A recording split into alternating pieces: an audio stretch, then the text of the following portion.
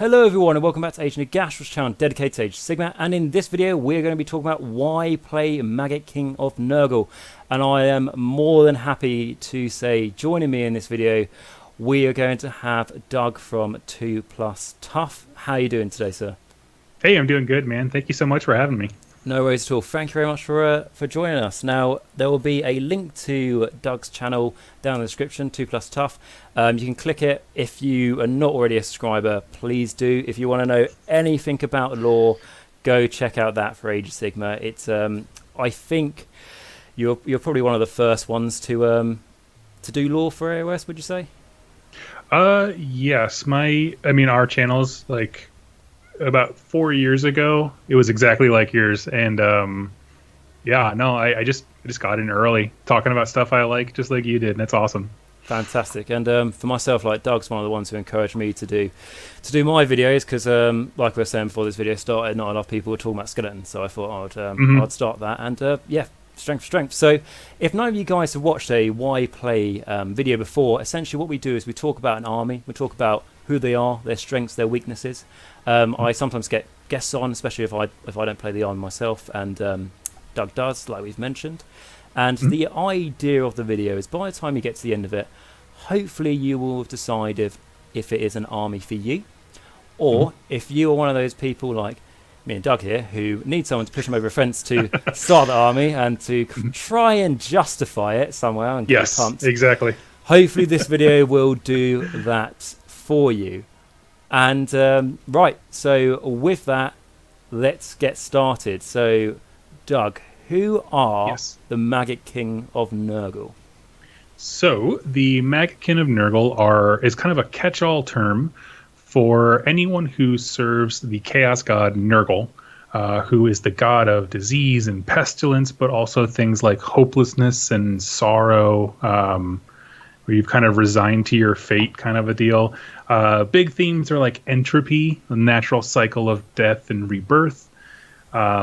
He is super interesting because he is technically, in a way, a god of life, whereas the other chaos gods are very... they just kind of seem evil, like, all around. Like, you know what I mean? Yeah. He is one where he's a jolly dude. He's generally not... he's not evil, is he? Like, I know, obviously... He's not malevolent, perspective, for sure. But he's all about... he's very caring. Yes, he refers to anyone who serves him as his children. They call him Grandfather Nurgle. The idea basically is he is someone who wants the most amount of life possible, which sounds like a great thing, but the way to achieve that is through things decaying. Like, one dead body means millions of microorganisms and maggots and flies and all these kinds of things, and so it's about maximizing the amount of life by breaking it down to its lowest kind of common denominator, which that's where you get into like the mass genocide, you know, all the war. Yeah. Why we don't play Peace Hammer, we play Warhammer, that kind of stuff. Oh, Peace Hammer, who wants to play that? That's boring. Exactly. But yeah, and I think that's a good thing you said about the chaos gods as well. Like, there's a famous saying for Khorne, Khorne cares not where the blood comes from. Nurgle cares about his followers. So, Absolutely. he does that. And if anyone here wants to do a little bit of reading, there's probably better examples for books, but I recently finished Nagash Undying King, I believe it was, where you have a noble Knights of the Fly, I think they're called. It's a Nurgle Order of the Fly, you got it. Invades Shaiish, Neferata and Arcan and stuff, try and defend it. And they're just, until they go to the specific details what those knights do, they've got such a good accent and everything. They just sound really heroic, really, like, chivalrous. Yeah. Just if you want, like, I'd say in Age of Sigmar, you have, it's all very grey who's good and who's bad. But if you want to look at the darkest and lightest points, Order is lighter, Chaos is darker. Black and white. And if you wanted to go for a Chaos, faction that had, it wasn't as simple as they're just evil. Right, exactly. They're not just murderous killers. It's there's more to it. So and one of the things to tack on there is like where Tzeentch is all about, like, I'm going to promote the people who have the best schemes or achieve the best thing. Khorne is going to promote the guy to demonhood who took the most skulls. Nurgle it's far less about fighting, and he's like, how well have you, he calls it like tending the garden, how well have you spread plagues, and so it's not a fighting thing, it's something kind of different, and I like that quite a bit. Yeah, it's with all the gods, it's all about spreading their own work and sort of portraying their aspects, and Nurgle is all about spreading life. And like we were saying, that sounds fantastic and glorious. Why is him and Alera, why are they not really good friends? Yep. All I'm going to say is that if you go to Google Images and you just type in like the Garden of Nurgle, there's some very interesting artwork which will show that is not a place you want to live in. But yeah, that's really cool. So now that we understand a basic of who they are, and I'll just say that I've done a more in-depth lore video on them, and obviously yourself have done a series, so if anyone wants to know more, go check that out. For sure.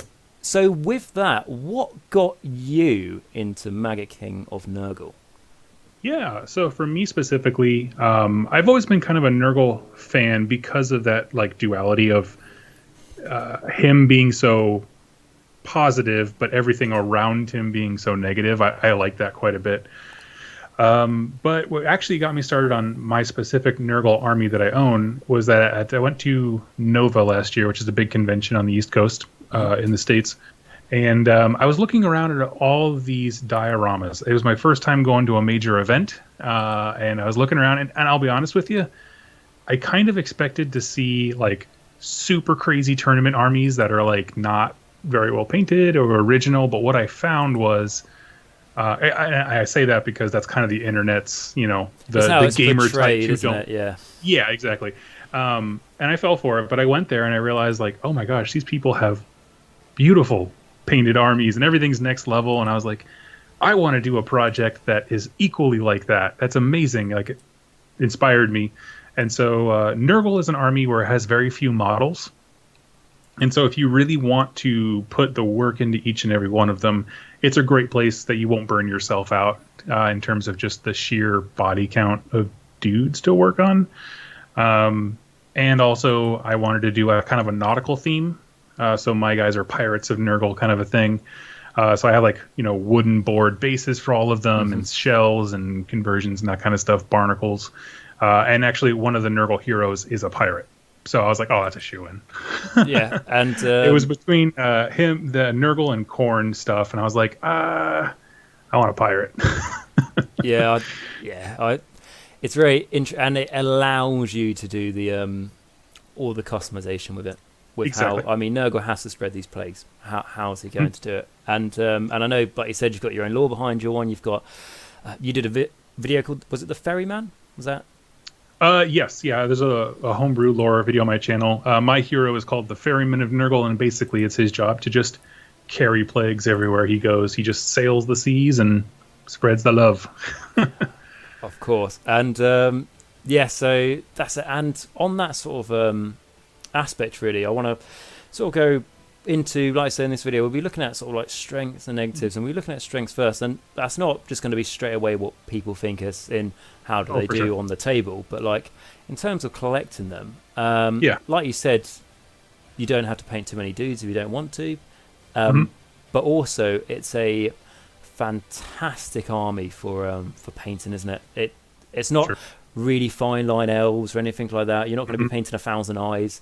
It's it really lends itself to contrast and washes and things if you like. Yes, absolutely. It's fantastic because if paint ever looks blotchy, or maybe you accidentally put too much of a wash on or something like that, you get what people call the Nurgle Bump, which is just, it looks fine. He's supposed to be gross and nasty.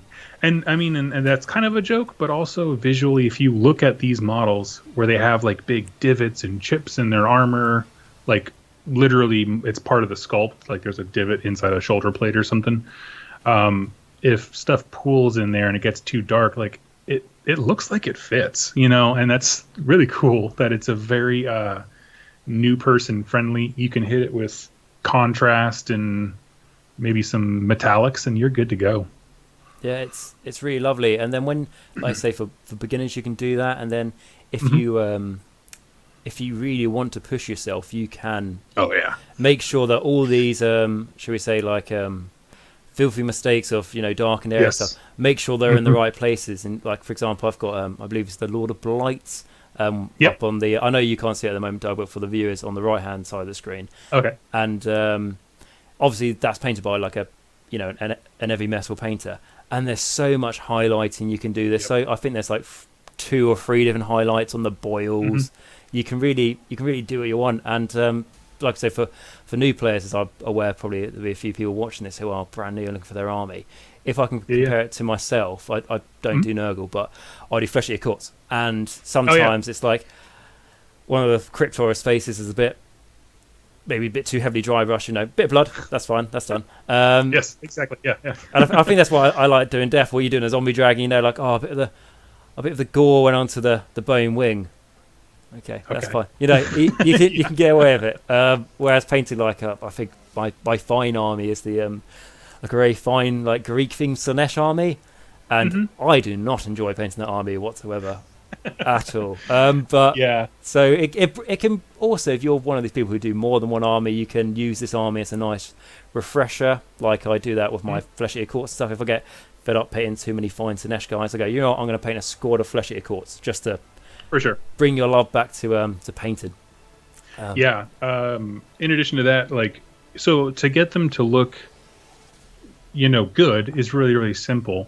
But the things that you can teach yourself from there, like not even just get better at painting the model, but like learning rust effects. You can watch a Games Workshop tutorial video they have on YouTube about rust effects. Duncan walks you through it. These are the exact things you need, and it's cool that all of the skills that you need to learn to paint Nurgle stuff to a high level, like rust, the oxidation on like copper, verdigris, whatever it's called, and that kind of thing.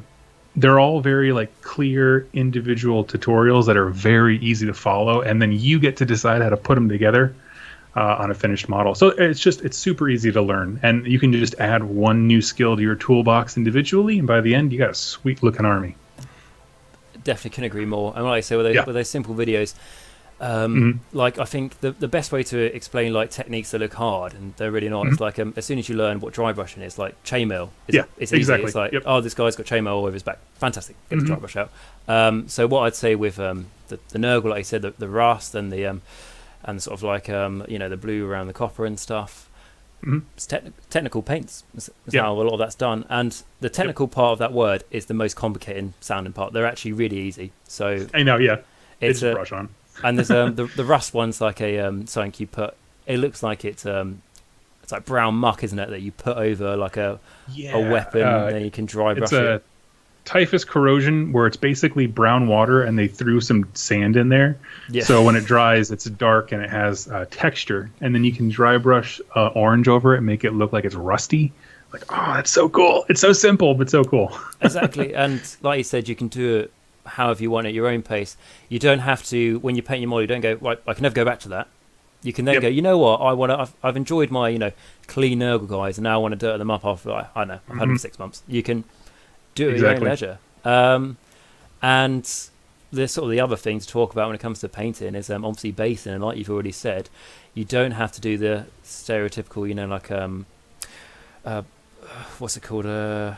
Like, is it Reichland? It's not Reichland mud or something, is it? But those texture paints that you like Battle Mire or something. Oh yeah. You don't have to do that with with just Nurgle rot and something. You can do like decking for a ship as an example. And these guys, of course, like we look at things going, they must live in a very horrendous place. They go to nice places to make them, quote unquote horrendous, depending on your perspective. So they can be on, funny enough, lush Sylvaneth bases or something like that.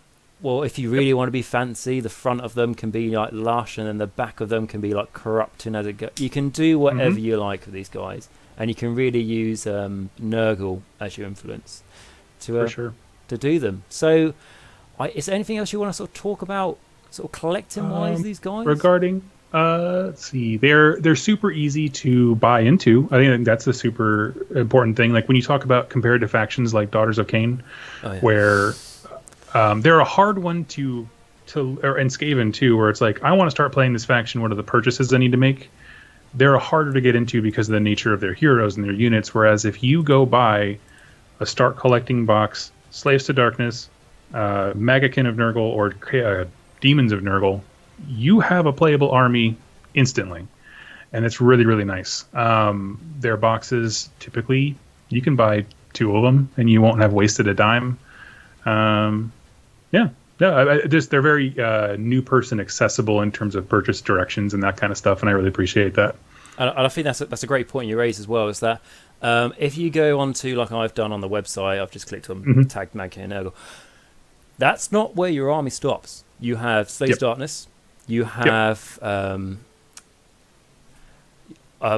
you can have Clan Pestilence, can't you? Like you can have. I was going to talk about this in gameplay, but your range of models is colossal as Nurgle. I'll run through those here because I got a few things to touch on in the gameplay part. But yeah, it's huge. That's absolutely fine. I just want to leave like sort of the collecting part of saying that Maggotkin of Nurgle, they've got 2 start collecting boxes themselves. You can take a Slaves of Darkness start collecting box. You can take Pestilence. You can take Beasts of Chaos. Well, so what's that? You got 2 Pestilence, Beasts of Chaos. It's like 5 start collecting boxes for this army. Yep. More than easy. And Blight War, if you can find that somewhere. Yeah, exactly. Cool. So with that, what are their strengths? How do they sort of play on the table? Sure, yeah. So as far as like general overview, you can make lists that do anything. So if you're a seasoned Nurgle player, I'm going to say something, you're like, well, actually, I have a list that does, obviously, yes, corner cases, you can make whatever. But in general, they focus on toughness. They are really, as far as strength and gameplay, they're really good at hopping on an objective and just not giving it up. They also have ways of barfing out a lot of wounds, specifically mortal wounds onto people. And toughness is kind of the dominant theme. They don't die easily. They have a lot of after saves. So like you take damage and then roll to see if that wound goes through. That's kind of the defining feature, I would say, honestly. It gets a little murky to talk about Nurgle because of that huge wheelhouse we just mentioned. Like, as far as their strengths from a gameplay, having access to so much stuff is colossal, because not only do you have those start collecting boxes you mentioned, but then you have Beasts of Chaos have a battalion that gives them all the Nurgle keywords. So like, there's more armies, more things available to them than honestly any other army in AOS. Because even the other Chaos Gods, where they can also do, some battalions or that kind of stuff, Skaven puts them over the line with the Pestilence stuff as having the most options, and that's pretty sweet. What else? I was just going to say with that, the nice thing about it is a lot of the synergy as well in the Nurgle army works along the keyword Nurgle. Not well, there will be some examples when it says demons and mortals and stuff, but if you look at well, there's plenty of examples where you go, like, you can mix them all together, but they don't really work as a coherent force. But in Nurgle, and especially when there's a few abilities out there, aren't they, where say like this will do D6 mortal wounds to a unit. However, if they are a Nurgle unit, they are blessed by the putrid filth or the catapult or whatever. I think it's the catapult. It does make the mirror match kind of funny, but a long game. But anything else, it's a lot of fun. Yeah, that's good. Are we talking still sticking with strengths of the army? Yeah, we'll go over strengths and then we'll talk about weaknesses. Okay. So my second thing here for strengths underneath just the amount of choices you have to list build is the Mighty Wheel, which if you don't know about it, the allegiance ability for Nurgle, again, we're talking stuff to get you super pumped. This, as far as the strength goes, and this is kind of a blanket statement, I think the best thing about this book is that it plays to the lore of the army in a way that is effective in the game, but really flavorful as well. And so you have what's called the Cycle of Corruption. It's this big old wheel here, and basically every turn, the wheel turns one step, and you're entering a different part of decay, corruption, whatever, as the garden spreads. And the reason I bring that up in the gameplay section is because every one of those parts of the wheel does something really cool, and it uses the Nurgle keyword, not mortal, rotbringer, nothing like that. So even no matter how you build your list, if you are playing as a Nurgle army, it does some really cool stuff, like plus 2 inches movement, just flat. Everybody just goes faster. You can just shoot mortal wounds at people, heal units, make your opponent re-roll wound rolls of 6, add bonuses to yours. Like, the wheel is awesome because it fills in a lot of the spaces for no matter how you configure your army, something is going to get some awesome bonus from it. Now, likewise, there's going to be parts that are less useful depending on your army. Like if you go all single wound models, healing doesn't really help. But there are other parts of the wheel that will. So, kind of is what it is. It is. It's like, Nurgle giving his love equally to all. And with that, like I said, some things when it turns are good. We won't go into all the rules and stuff, but there are ways to manipulate the wheel so you can help tweak it to your own. So just really quickly, every wizard, if you're a Nurgle player, gets access to a spell that allows you just turn the wheel at will. And then there's like artifacts and stuff that let you manipulate it and that kind of stuff. But for the most part, it's an integral part of the army. I'll tell you that. As far as other positives, I kind of have these two linked together. It's speed and the feculent Gnarl Maw. So the Gnarl Maw is a terrain feature that you get. You get one for free just for showing up as Nurgle. And then there's ways of summoning more to the table. And I won't go too much into the summoning, but basically if you're a Nurgle unit and you're within 7 inches of the tree, you can run and charge without penalty. And so I put speed on there because usually when you think of armies that are like fat and tanky and they play objectives, they're very slow. But Nurgle has an overwhelming number of ways to go fast. Like the way that I play my Nurgle, I'll just kind of throw this out there, is I like the Puskoil Blight Lords, which are like a flying unit. It's the mortal dudes on top of the rotting flies. Between a battalion that they have and the trees, I am in your deployment zone, turn 1, all but guaranteed. And it's, I'm in your face. And so all these big fat boys are like up your nose, turn 1, you got to deal with them right away. And you're not even anywhere near the objectives is kind of the whole plan of my army. So they are very, very, very fast. Let's see. They have buckets of attacks each, like Blight Kings. If you don't know, it's a 5-man unit. You're like, okay, it's five dudes. It's not going to hit a lot. They're on big bases. But every time they roll a 6 to hit, it explodes into D6 hits. And so you can very reasonably have a unit have 3 or 4 explosions every single time. And all of a sudden, this 5-man unit is swinging way above their weight class. The attacks don't tend to do a lot of like individual damage. There's a lot of damage won in the book, but the sheer volume will allow you to get past stuff. Even if you're going against something that it's a 2-up save, if you make them have to roll 30 or dice, they will get a lot. Exactly. Yep. That's the other thing. If you think about doing Nurgle and you want to do Blight Kings, buy dice, buy a lot of them. When you think you've got enough, buy some more. Yeah, sorry. And then you said like the twin part that was linked to it. Oh yeah. And then there's also mortal wounds. If an enemy unit is near your terrain piece, which again you can summon more and more of them, they have the potential to take mortal wounds. Lots of spells and abilities that dish out mortal wounds to enemy units, but if they're Nurgle, then they heal stuff, like you mentioned before.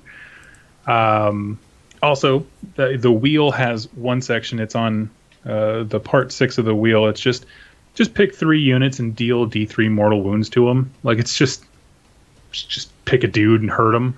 And if you go demon heavy, there's the battalion with 3 great unclean ones that just turns their spellcasting and mortal wound output to 11. So that's something you can build towards. Other awesome things, and just interject whenever you want. Stop me. I'll let you talk about your experience. They have incredibly cool battalions. Like they are, like I mentioned before, creating an army that is both super thematic and also very, very good on the tabletop. And they're not broken. They're not top level. They're not rocking events. But which they are is in good that. because when you win with Yes, your army, exactly. you won, Yep. and not your army. Which Exactly. I end up going in a rant with a lot of times when I talk about that. I refuse to play too many terror guys. Oh, It's just because it's I don't want to go off topic here, but it's you want to have a good game, don't you? Like if we're not talking about you're trying to win a tournament, something you just a pickup game with your buddy at the store. The best sort of game of Warhammer you can have, like I can think of, is a game where no one knows who's going to win until the end of turn 5, and if you just bring keepers or terror guys. So absolutely. with Nurgle, you've got that, and Nurgle was quite a depending on how you want to play, obviously, because you've got your fast hitting guys on the flies, but you can make it a long game as well, just because how hard they are to chew through. But sorry, I think I interrupted you. Oh no. Oh, actually, I want to double down on that point you just made because like it's one of those things you can look at a score of a game, like the one I played with my buddy Jack recently.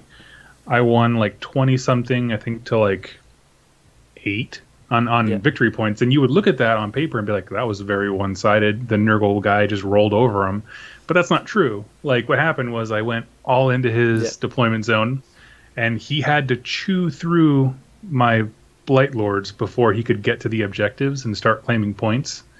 But then by the end of the last round, everybody's just dead because my whole goal is to get high enough on points in the beginning round that you can't chew through and then secure objectives.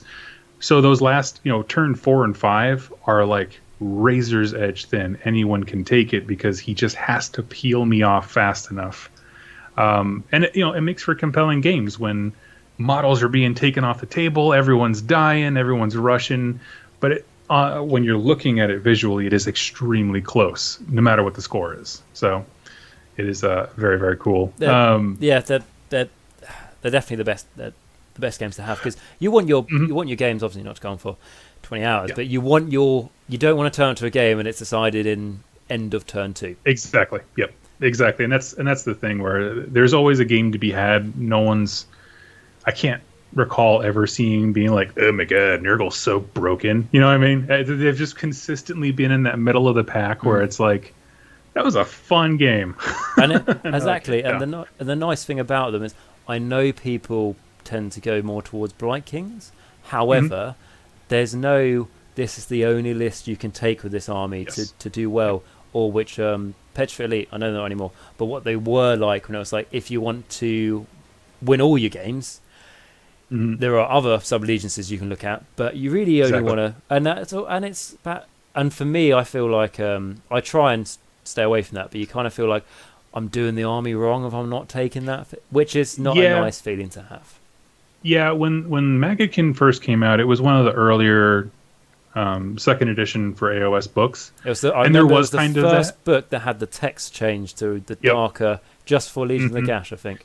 And it had summoning before summoning was free, so people were like, what? And they didn't even quite get it, and then second edition changed everything and they were cool.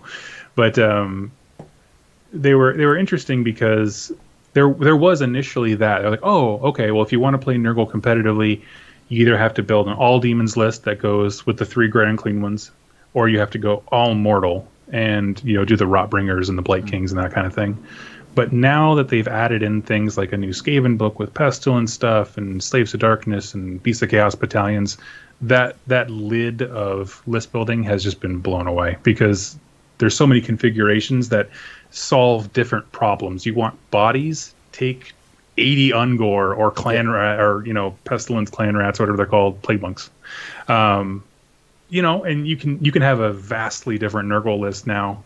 So there's not the list at all. Exactly. Yeah. And so the last point I want to sort of leave on that thing is like when I've been to a few tournaments and I tend to give my favorite game votes, if so happens to be, probably more often to the games I lose because it just came down to the last moment, or it could be the ones where you burn the objective, and you get to like if you or your opponent, if you get like a 1, you've lost. A 3 or 4 you draw, a 5 or 6 you've won, and you've rolled it and you've got a 1, but you think what a blast because it's taken. I had a certain game where by turn 3, I had a zombie dragon with vampire on it and Nagash, and I was like, Nagash has to take over 3 objectives in 3 turns. And he managed to do it, but unfortunately he got that one. And I was like, you know what, that's awesome. That was such a blast. Yes, what was the point we were on? No, it's cool. That was an awesome detour. I guess we can probably sum that up as far as like, there's not, if we're looking at strengths of the army in terms of playing it, there's very, very few cases where you will have a negative play experience. And I think that's a great thing. You know, nothing's so broke in the army that you'll feel bad taking it against an opponent and that they will feel bad having to play against it.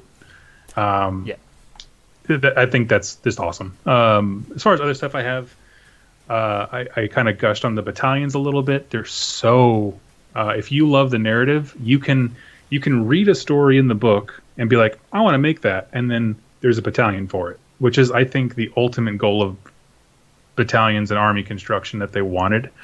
I was going to say that's great to hear, because I have like sort of disappointment with battalions, because I think at one point in Age of Sigmar they were really good, and that's how you built your army. But then now it's like for example, Legions of Nagash, I personally don't. I've tried them and I don't like them. And then like there's one for like Deepkin, which my friend plays Deepkin, and and it's like, if you take this one, you can like reroll 1 dice for one of these units if it's in range of the turtle. And it's like, so you're saying, so I'm just paying 100 something points for the extra artifact essentially at this point. Yes, but to lower your drops. Yep, that's it. Exactly. So that's why you want to have just obviously the freedom to put whatever models you want in your army, but it's nice to have a base. That's why I really like it's not Pacific Nurgle, but the God Pacific ones you can get for Beasts of Chaos, for example, because it's like you can basically have anything that's a Bray Herd or a War Herd unit in, and really build it your own, and you can make it thematic. So it's nice to hear that you can do that with Nurgle. For sure. Yeah. And I think there are just some books that there are winners and losers when it comes to that idea of battalions, of like having it be effective and flavorful. Like, this is a good direction for purchases, and also it's just cool. It's what got you hooked in the army in the first place. Because like some factions, they have battalions, and you're like, okay, well, this is clearly you just you felt obligated to put this in a battalion somewhere, and none of these things match, and you're like, what? I remember the days where there would be some books would have like 3 battalions, and then they would get like 2 major battalions. Like, why can I not just have one thing to take? I'm never going to have that many models on the table. Like, that's a 1 in 5 year game or something. It was like I think the first edition of Fire Slayers, they think they had 2 battalions that were like 5,000 points, and you're like, what? It's just like so as far as other strengths and that kind of stuff, you have to play to the objectives if you're doing a match play game specifically. Obviously narrative games, they can have different conditions, but for match play stuff, you gotta focus on the objectives. You're not as killy as other factions in terms of destroying enemy units. Your strength is staying on the table long enough to win the objective.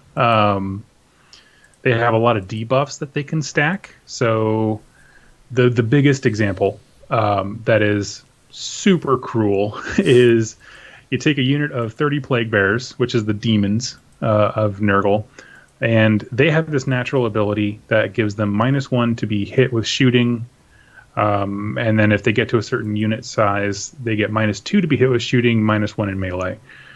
Well, then there's this character, a mortal dude called the Lord of Blights, who has that exact same thing in a command ability with a different name. So you can give that ability to them. It does stack, and all of a sudden they're -4 to be shot, -2 in melee, or something stupid. I mean, like, you can get crazy with it if you want. It's like I don't know. Let's say you're wearing your local store. There's a guy with shoot casts, or I don't know. Any of those sort of armies. You go right, or Mortec rulers or something, the big catapults. Well, this could be a way to make that guy have to rethink what he wants to take. So there's lots of different ways you can do it, and it means that like anything, like you go like I've painted my big Great Unclean One or Glock King. I can't wait to use them. You put it on the table, and the enemy's decided that's the first thing that needs to die. So you get to play with your big toys before they get taken away from you, essentially, which is nice. I know, like in Death, I can do like -2 to hit, and I just know how effective that was. I did it a while ago where I got charged by a bunch of the Deepkin eels, the Moser Guard that charge and they electrocute you, but I made them -2 to hit, and it made my fear of them sort of go away a little bit. So it was good. And what's cool about that, as far as like because I said before, there's no like negative play experiences, and -4 to be shot, -2 to be hit is that can sound on the surface like that, but the truth is, the thing that makes that work is a really easy to kill hero. And so like it's easy to turn those things off, essentially, and that's why it's not a negative play experience. Is like it's a very clear path to shutting this ability off, whereas some armies, like their allegiance abilities, they just get crazy, and it's just part of the faction. This is not. And I just want to say with that, like I said, like a specific, like if it's like Plague Bearers who get it standard, it's not like it's an aura of wholly within 24 inches. Everyone who's in it is going to be -4 to hit. Exactly. It's like you have to so because you picked your big unit of Plague Bearers or Blight Kings, okay. So the guy who's picking those units is vulnerable, and if I kill him, it goes. It's like taking out a Blood Secret in a Khorne army or something. It's just surgical. If you don't have any shooting in your army, just get stuck in and fly over the Plague. Yeah. So I guess what I'm saying is the really crazy combos that people could think of will give you a bad play experience are the same things that you just need to plan for literally every army. They don't have some master trick card that there's just no defense against, that kind of thing. So yeah, I don't know, but simply they're really good at board presence and playing to their story in a way that is also pretty good on the tabletop. Yeah, that definitely. And, that's what I got for strengths. Yeah, that's cool. And I just want on that one. Yeah, that's what I just want to mention. Something you've already mentioned at the start, their strengths, but just to reiterate is this is a fast army. You can make this army fast, because I will still look at it and just see these like lumbering brutes coming across and thinking that they're going to be so you can make it really fast. As you like it, and it just shows different play styles. And yeah, of course, you get a train piece as well, which is nice. So with that, can you think of any sort of like weaknesses we have for? Yeah, we actually have a couple, and there are. Every army has weaknesses, so these aren't meant to dissuade you, but they're just stuff that you should know. Again, if you're excited about this faction, these are things you got to understand as well. We're not trying to trick anyone here. We're being honest. This is how the army is. As far as weaknesses in gameplay, there's not a lot of rend, so high save things are a problem. There's not a lot of shooting is a huge one. So we presented that situation of like the super plague bearer wall, right? But my caveat was like, it's pretty easy to turn off. The thing is that this army doesn't have the same shooting to turn that off in somebody else's. So you got to find creative ways to get into the back line. Again, you have speed. There are units that fly, so you got to use those. But not a lot of rend, not a lot of shooting. It does kind of limit your options a bit. There are units you can take from these various factions here and there that have a gun, but that's not the same thing as like a shooting presence per se. No, is it things like I haven't looked at their rules for a while, but like the Maggot Lords or something on their big brute. I imagine they have, I don't know, a 9-inch shooting attack or they can like hurl barf at you aggressively. There is quite a bit of like 8-inch, 9-inch, 7-inch range attacks that are like that, but not. They don't have. You can though an archer unit. What you could get like a catapult from Pestilence. You could, and they're good. Yeah, there's a battalion that's just 3 catapults and a priest, and all of those things are awesome. And because someone's going to ask this question, because it's a Pestilent battalion, can it go in a Nurgle army? Yes, yeah. Cool. So they all have the Nurgle keyword individually, but it caps out at 400 points for your allies for a 2,000 point army. So I don't actually know how many points that is. I know there was a time where you could, but I have not checked it out. Are they allies though? If they're Nurgle, They are, because the battalion itself is Got from you, the yeah. Skaven book, and so that's the core of what matters there. If you don't take them in the battalion and you just take them in your list, they're just Nurgle, and so that's a way to do that. Let's see.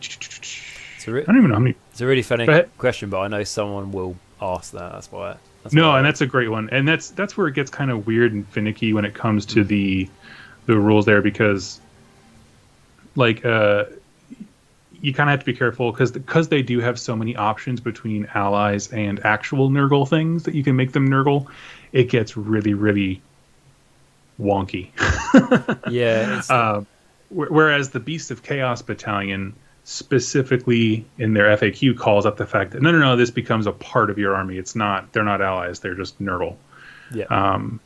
Is my understanding? I could be wrong. If I'm wrong, leave in the comments. I'd love to know. I believe that is right, because I know that I've known people to do it for like Khorne or Slaaneshi armies, so I think you can do it like that. But no, for sure. It's, I don't want to be quoted on this, but I think it is like the Bees example when you can mix and match so many different faction specifics. Okay, so just did the math. You wouldn't be able to take the battalion, but that's all right. You can take the plague claw catapults yourself. Even if you just take one or something, just in case. If you know you're playing against another Nurgle army, you can try and get the edge. I don't know. But yeah, so that's cool. It's also not a lot of high damage, you said, in the army. Was that right? No, I mean, as far as like multiple, 3 damage weapons, there's a few on characters here and there. But for the most part, things are damage 1 for the most part. Again, we're talking about a massive range that you have access to, so it can vary. But largely it's damage 1 stuff. But there's a lot of attacks. Like this one Blight Lord on him, Pusco Blight Lord dude, he has like 4 attack profiles because the beast he's riding has a stinger and a maw, and he's whacking you with the tail, and he's hitting you with the melee weapon. So like it's just a volume. Something I'll get through. What else? One thing, and this does matter to people like myself who like crafting their own narrative, is that there's a lot of named characters and not as many unnamed ones as you'd like, probably. So we have a few characters who are on foot. We don't have any mount characters on... unnamed characters on a mount besides the Lord of Afflictions, who's the character who rides the fly. Yeah. But there's like an overabundance of named characters. Gutrot Spoom, Glotkin, Festus, all these kinds of people who they add a lot of cool things to the army, but if you wanted to craft your own narrative for your own hero, you're a little bit more limited. If you got like I'm trying to pronounce his name now, but is it Horticulus? The guy who rides the snail. Horticulus Slimex, yep. Fantastic. Why did I not go for Slimex? Anyway, he is. There's no generic version of him as an example, and like you said, like the guys and the Maggot Lords on their big mounts, they're all specific name characters. It does mean if you've read their story, and there's plenty of that narrative in the battle zone. Oh, for sure. And you go, you know what? I want to make a warband followed around one of those. Like for example, trying to remember which one it is now, but there's one of the Maggot Lords who, the one who looks like an Nurglian. What's his name again? Oh, Morbidex Twiceborn? Yes, I'm trying to get him up now quickly. Yep, that's the one. It's like his story of like when he was summarized very quickly, when he was trying to connect with Nurgle, and he was found this like this weak point in the realms where he could try and get to the age of the realm chaos to talk to Nurgle, and then sort of like Nurgle jumped the gun and went towards him, and when he was climbing this mountain, wasn't it just like piles and piles and piles of Nurglings pulled all over him, and then basically he was trapped under this landslide of Nurglings, and the only way to get out is each Nurgling would ask him a question or a riddle, and when he answered enough of them, and bear in mind how that would have been hundreds, he got out of there, and he got 3 wrong. I think it was 3, something like that, and that's why he's got some mutations, and it's like a Nurgling because he mutated when he did.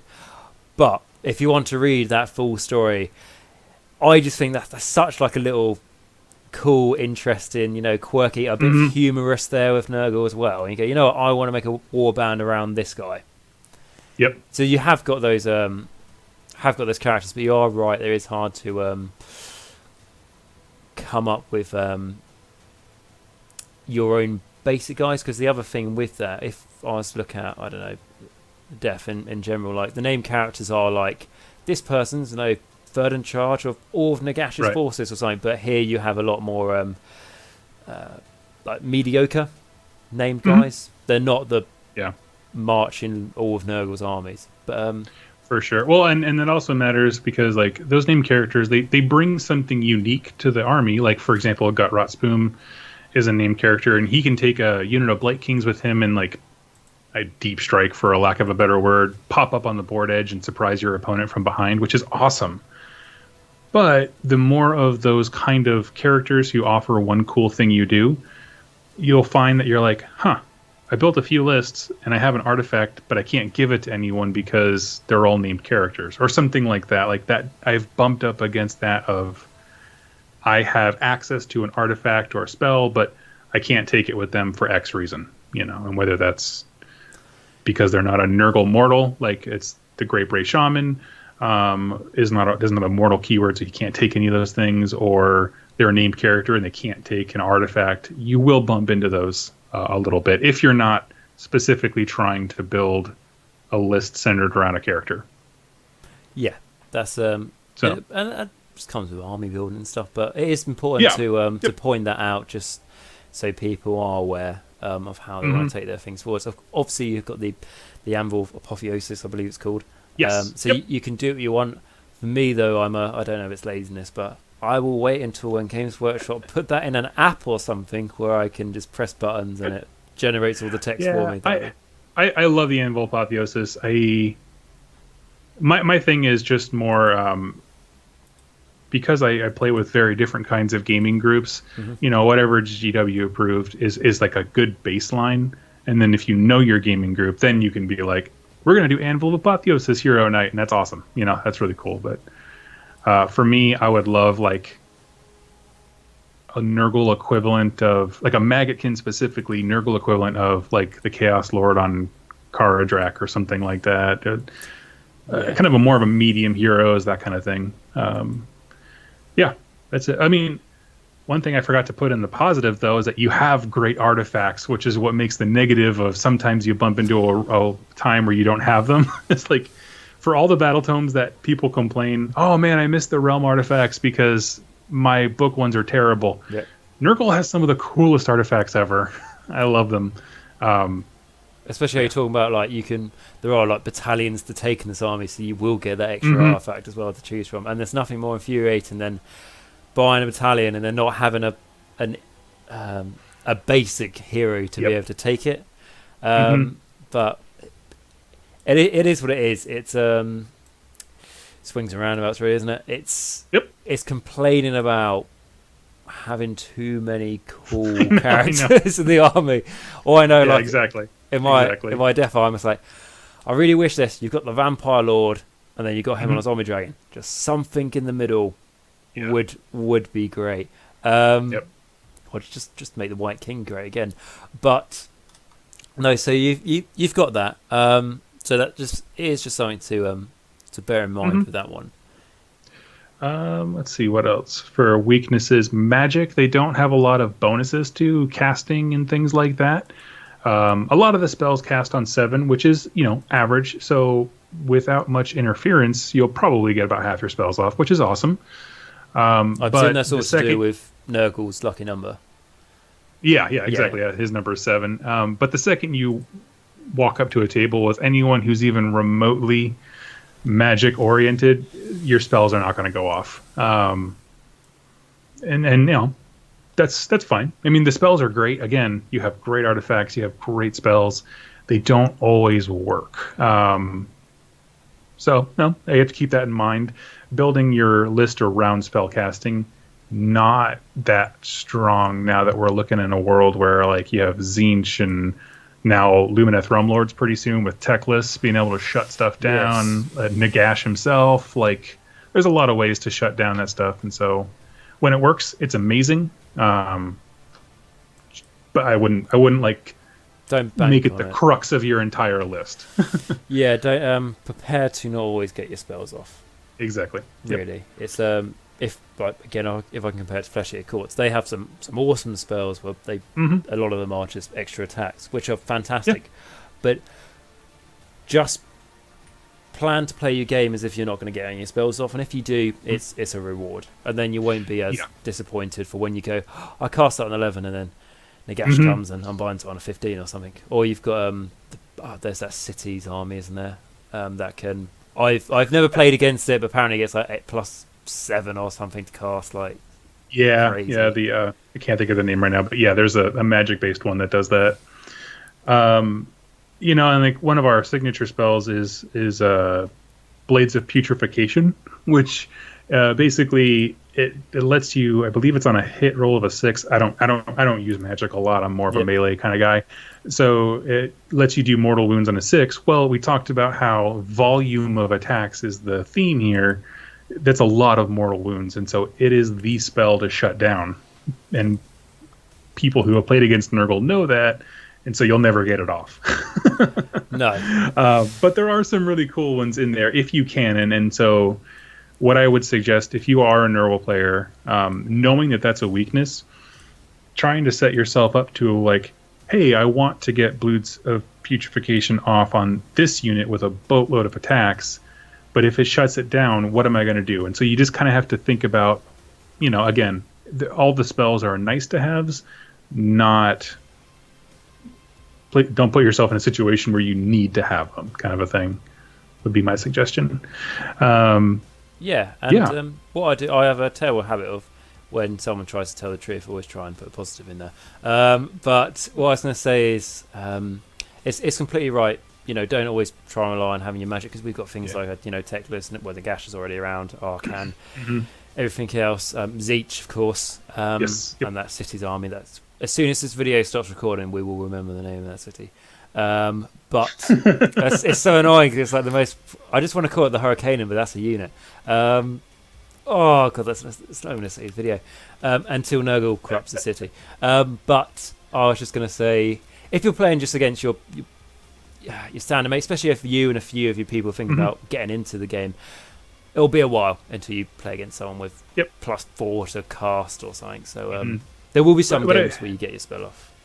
Totally, yeah. But what I will add is that even though that sounds like a bummer, the truth is that, you know, when you're doing things like Path to Glory or your first demo games at really, really low point levels, or maybe where things aren't balanced, or even like remotely balanced, whatever, in any shape or form, it's really nice to have great spell casting, because at that point, when you play those smaller games or learning games, Nurgle players are at a deficiency because we have so few dudes. So when you're in the smaller games and your opponents have less ways to mitigate spell casting, it gives you the bump you need. You know what I mean? To be able to play at all levels like everybody else is doing. And so I think it balances out. It's a very well internally balanced book.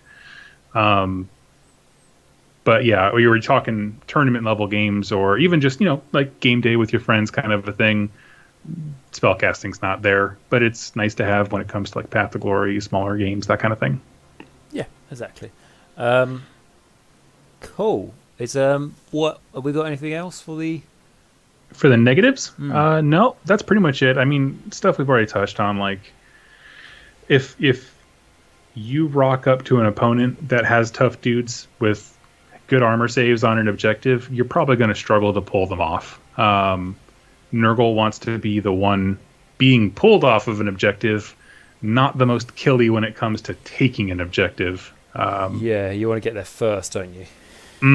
Yeah, and that you have to be very aggressive.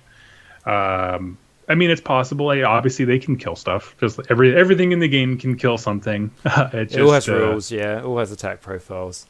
But if someone comes with pops their Mortec Guard on their first with their not 3-ups anymore, but with their 4-ups reroll and saves, they will fail some, but you probably will not enjoy attacking that unit. So, or you know, even something like a big block of Blood Warriors from Khorne, there's a prayer that gives them +1 to their saves.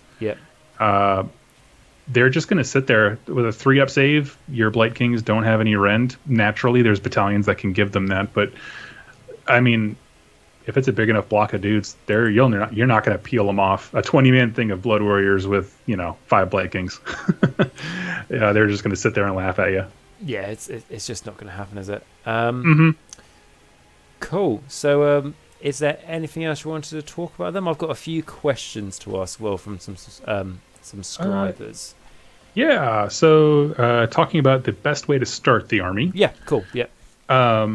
If you have what I'm going to call a potential Nurgle army or a Nurgle army in training, basically just means Slaves to Darkness, Beasts of Chaos, Skaven, if you have some Pestilence stuff. Those are all things that can be Nurgle but are not necessarily.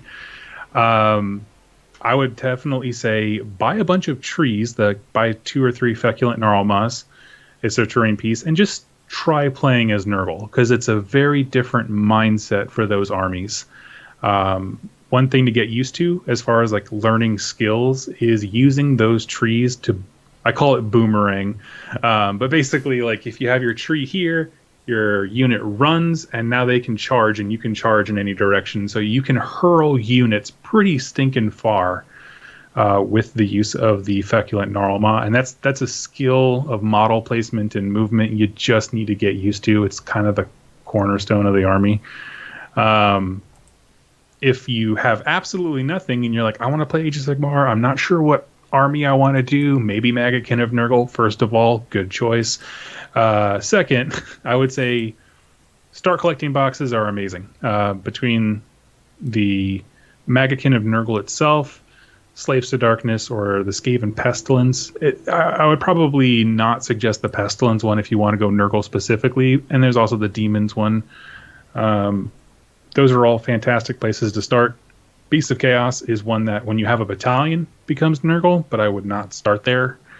What else? If you like the actual units that are in the Maggotkin of Nurgle book, like the actual Rotbringers and Demons, 2 start collecting boxes for the mortal Nurgle stuff, and a box of Blight Kings is amazing, because you get the Lord of Blights, who has the Commandability to make you hard to shoot. Yep. You get 3 units of Blight Kings. That right there is a Blight Cyst, which is a battalion that gives the Blight Kings rend, which is awesome. Yeah, that's a fantastic start. Let's see.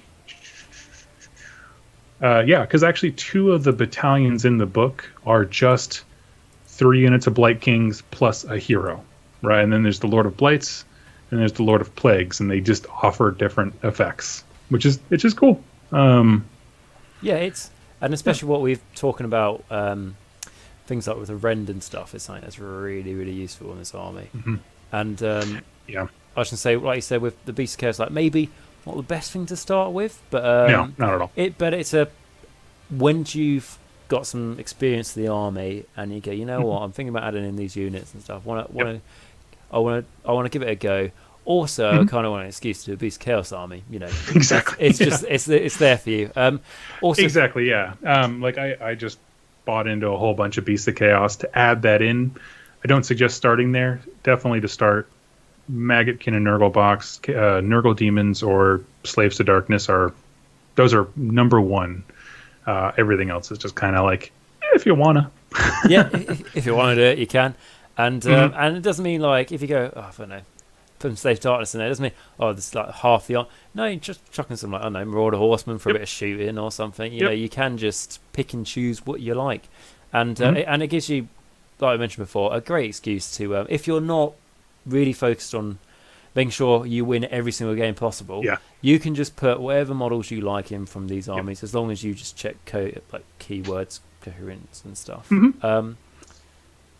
Let's see. Yeah, that's definitely my suggestion to folks is always, like, first of all, buy the Battle Tome, find what you fall in love with. But if you want to start actually playing the game, starting off with 3 units of Blight Kings, it's only 15 dudes total, and then a hero makes 2 battalions, and those are that way you can figure out how you like to play. That's typically what I steer people towards, unless you want to do something very specific.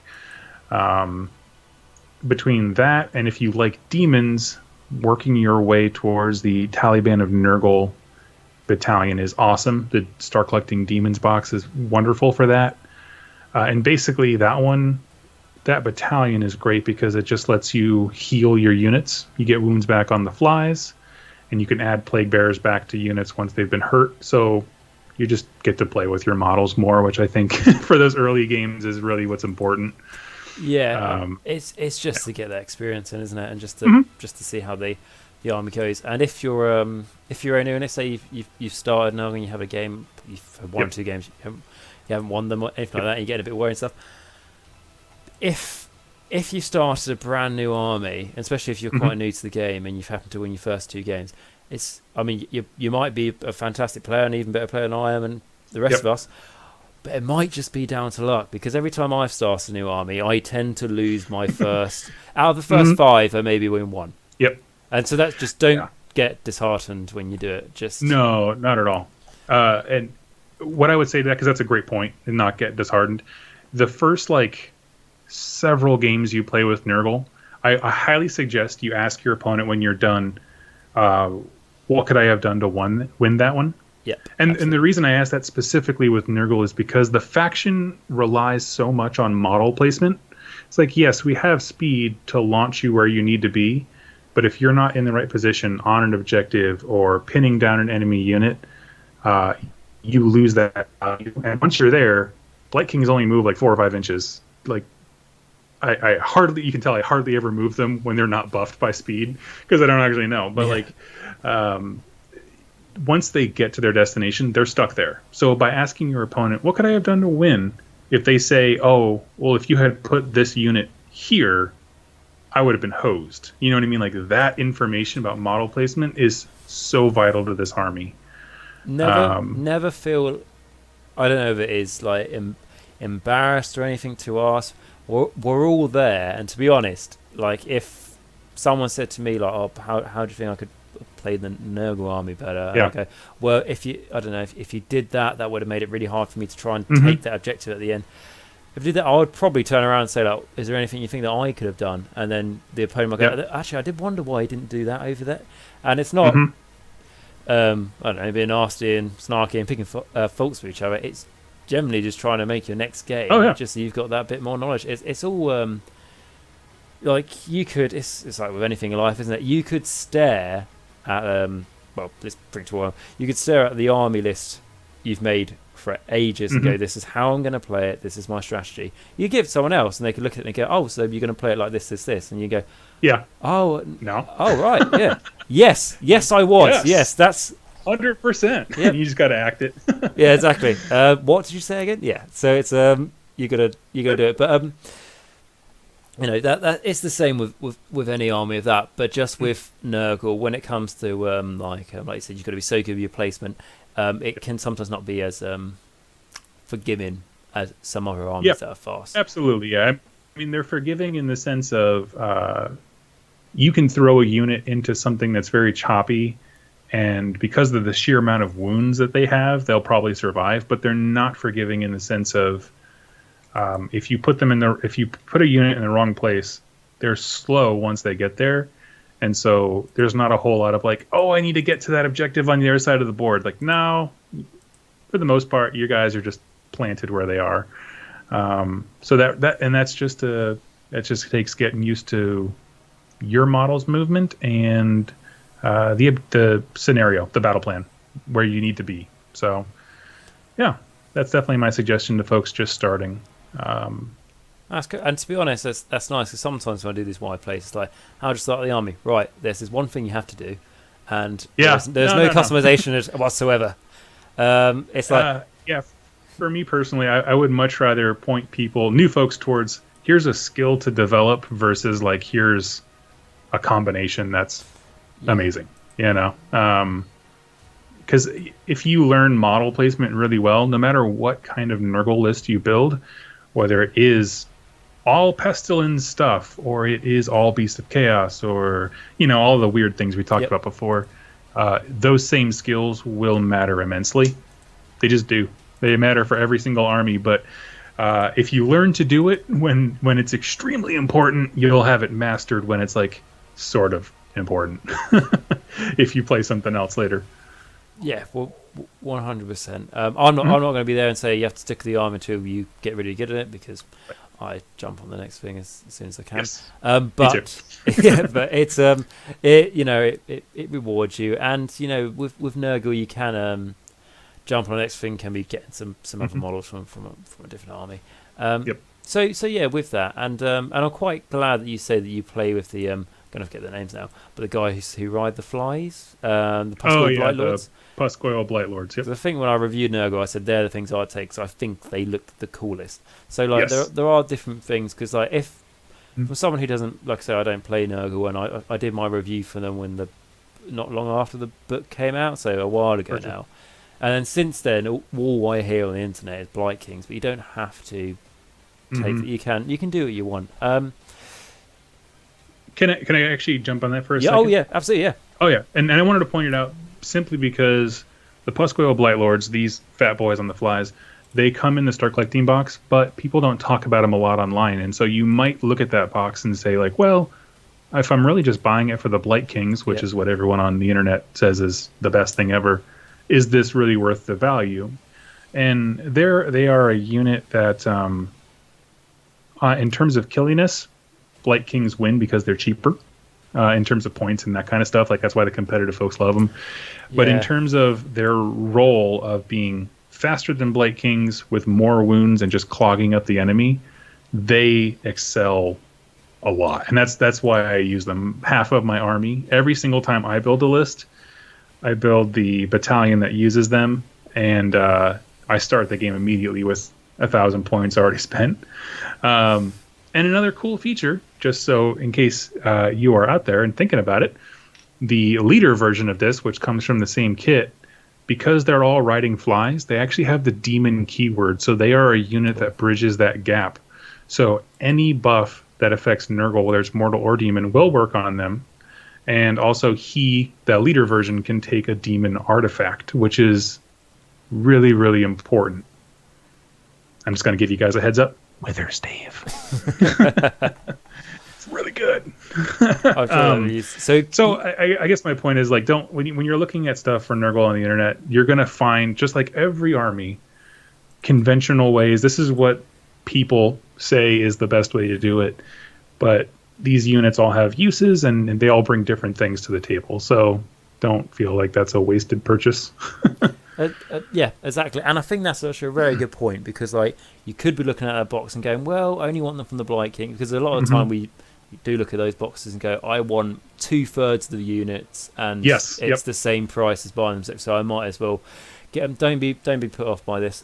So like with that, try not to listen to too much what you hear on the internet. Apart from this video, I just want to make that exactly definitely clear. Are the only truth. Yeah, this is the only truth all out there.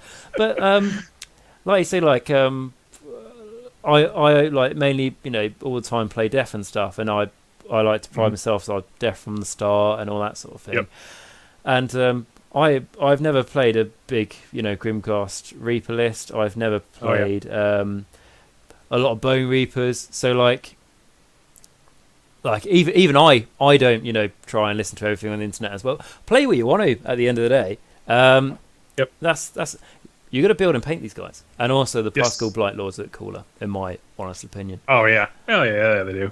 They got the big scythes. Are you kidding me? That's so cool. Massive size, and then that puke/slug thing maybe coming out of the guy's mouth, which you just want for any model really for conversion purpose. That's cool. Is there anything else you have to tag on to that? I'm trying to think. Well, you had a little section here about finally a summary of why you should play them. Absolutely. I'm trying to remember the questions I asked you. Fantastic. No, it's cool. It's cool. So here's at the end of the video, I'm going to give you my pitch for why you should all play Maggotkin, and if you're on the fence, why I'm going to push you over onto the Maggotkin side. They have a wide, like we've talked about many times, range of models that can be Nurgle. When you get into the sub-factions and battalions from other armies. You will never get bored. There are tons of things to paint. I'm doing Beasts of Chaos right to the side here. You have Maggotkin of Nurgle. You have demons, mortals, slaves to darkness. Any aesthetic you want, you can find it somewhere. The thematic act, the merging of like the theme and the lore and to gameplay is, to me, one of the best armies out there. And by that I mean the whole goal of the army in the lore is to spread Nurgle's love, right? Disease, corruption, and when you're playing them in game, we haven't even talked about the summoning mechanic at all. There's not a lot to it, to be perfectly honest with you. You're not going to be summoning things left and right. It's very slow growing. But because you can summon feculent Gnarlmaws and you get one at the start of the game, if you take a step back and really think about what the army is doing, you are bringing the Garden of Nurgle to the battlefield, whatever battlefield you're on. And so that merging of story and all of those things contribute to how the faction plays thematically, but also effectively. I love it. I think it's awesome. I think it's the kind of thing that every army should strive for, and other ones do it really well too. But I think Maggotkin stands out. They have a few. Go ahead. You want to say that? I was just going to say, like, like I always say, if you're playing Blades of Khorne and you lose your game, you go, well, Khorne doesn't care where the blood comes from, it's fine. Exactly. With Nurgle, if you lost your game, you've made a lovely bit of topsoil somewhere, a lovely bit of mulch somewhere in the Mortal Realms, where a lovely knuckling... and the story ends with 2 or 3 feculent Gnarlmaws having spread further than they were before, and it's perfect. And Nurgle's happy. Exactly. They have, in general, with the kind of the core Maggotkin list, a few very tanky models. They can be extremely aggressive in terms of speed, like we talked about. But what's really interesting is seeing your opponent not understand what tankiness means. So, like, for example, you can summon a 5-man unit of Plague Bearers to just set on an objective. And I do it all the time. Yep. Or act as a meat shield or anything like that. And people will look at that and be like, oh, it's just 5 1-wound dudes? Okay. And they'll just, like, throw something stupid or silly at it. And people make the mistake to either not committing enough, meaning they can't destroy the unit because of how tough it is, or they overcommit and they put way too much resources into deleting something that honestly was pretty trivial to begin with. So you'll see both ends of that spectrum, and as long as you are ready to take advantage of those mistakes, either way, you're good to go. You can win. That's because both of those are good for you as a Nurgle player. The battalions, as I said, I've gushed about them. They're thematic. They're very easy to achieve in terms of purchases. The Taliban of Nurgle is an awesome demon battalion that we mentioned before, and the 2 core units are Plague Bearers and Plague Drones, which are the 2 units you get in the Star Collecting box, for demons specifically. Summoning is reliable, but it is not crazy, so you're not going to give people the feel bads like Slaanesh did when it first came out with the summoning points there. If you are someone who likes doing campaign and narrative games, Nurgle, like all the Chaos Gods, they have a good reason to be literally anywhere, and so they always kind of make for a good villain. Because in the story, the Chaos Gods kind of went everywhere. Even though Nurgle focused on Ghyran, they all went everywhere. Yeah. And they present interesting challenges to your opponents. So fundamentally, like if we're gonna like break down analytics wise, like what my army does, I essentially ask the question: can you chew through this many Puskoil Blightlords that are in your deployment turn 1, but can you do it fast enough to catch up on objective points? Right? Like, I'm gonna get the lead because I have a 2-drop army.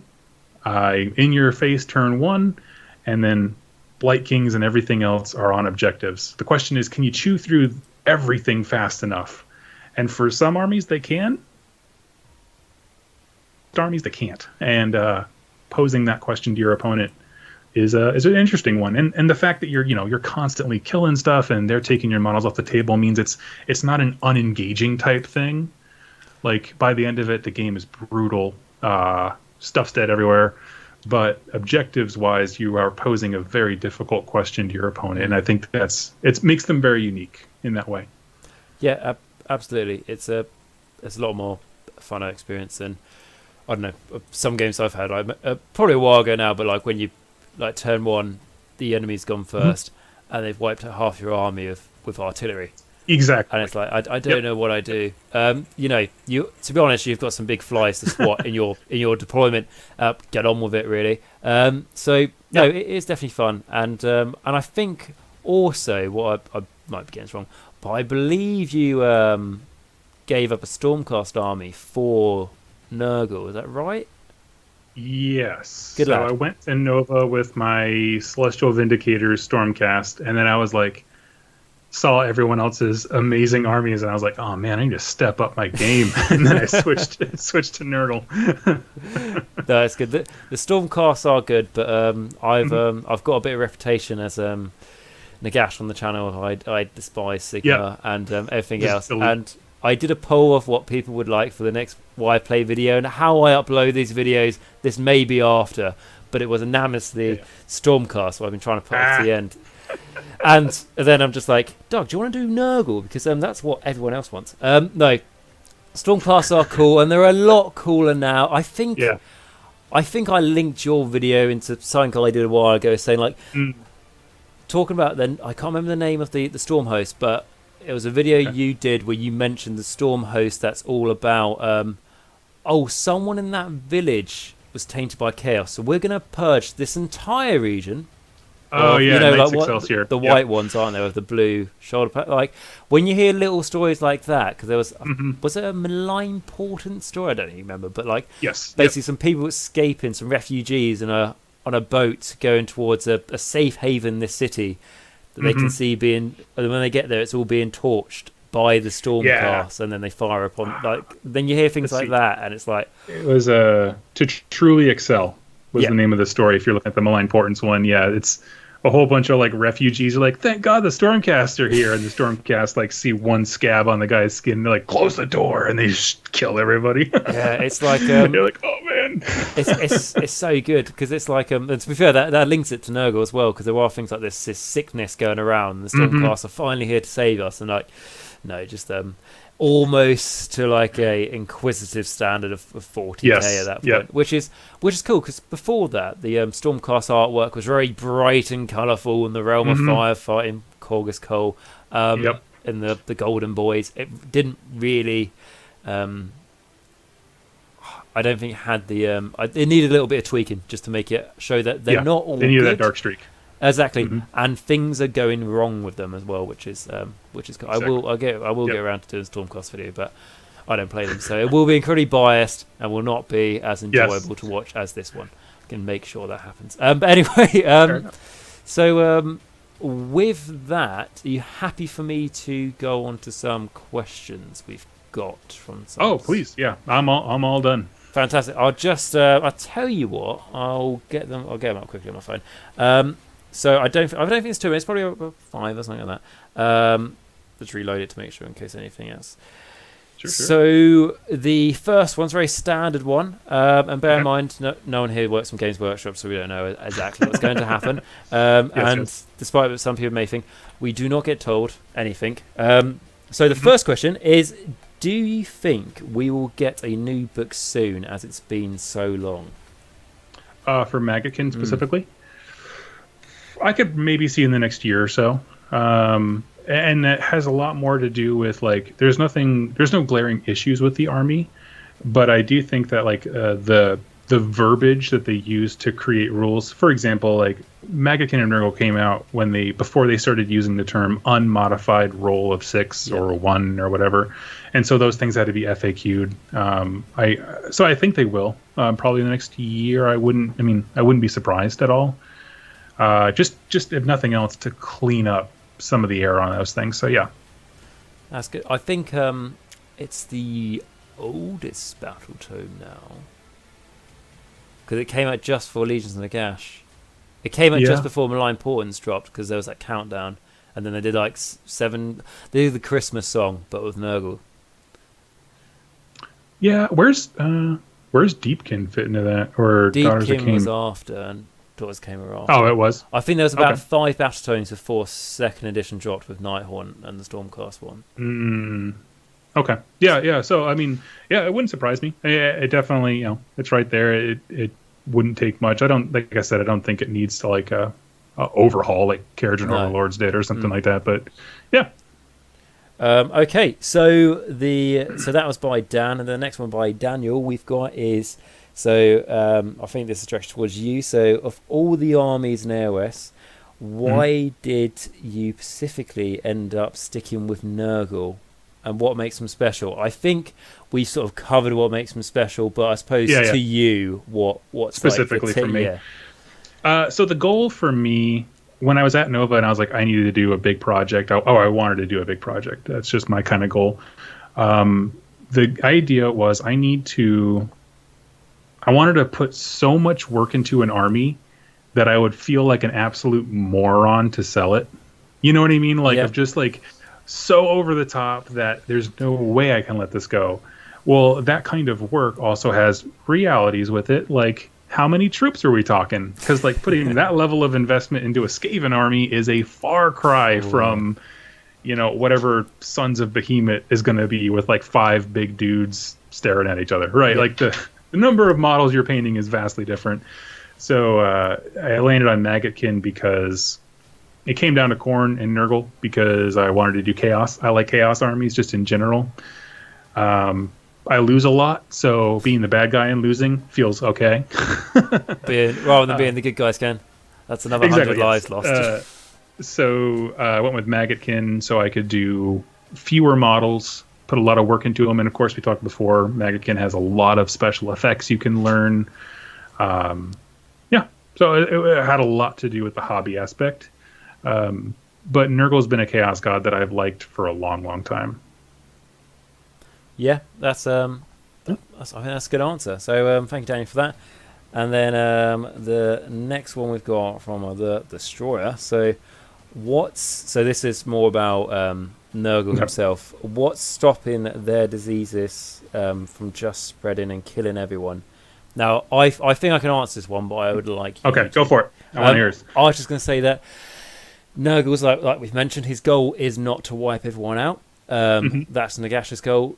Nurgle is all about slowly killing. It's not even about killing, it's just slowly corrupting, slowly turning. A lot of the characters who are now heroes of Nurgle and stuff, they were once good people. And, they fought for what they thought was right. But slowly and surely, Nurgle got his flies nested into them. And it's like the way how Nurgle would take down a city. It's not from launching waves of followers at it, but it's by, I don't know...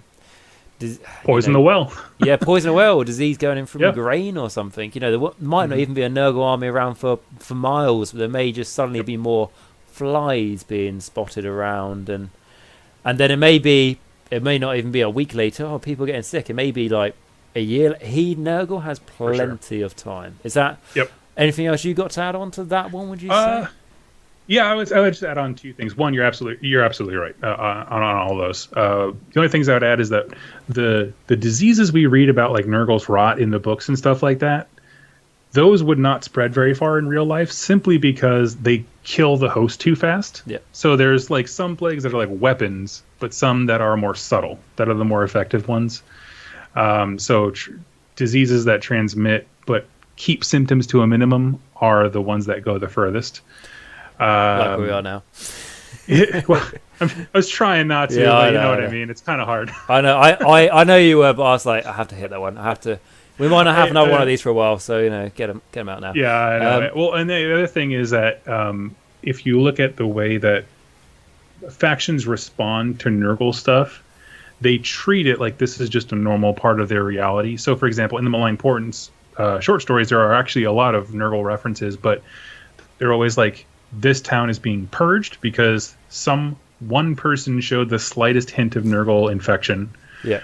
Or everything is quarantined. And there's actually a really cool story about a wizard who's trying to heal people, and they have a specific quarantine zone for Nurgle stuff. And I was just like, okay, well, they treat it aggressively and really, really quickly and importantly. So it's also a situation where, like, if that's part of your fundamental reality of quarantining people and wiping out entire cities because of the rot or whatever, you can handle diseases pretty quickly. Yeah. It turns out, if you just like are willing to like nuke a place that got sick, you can do okay.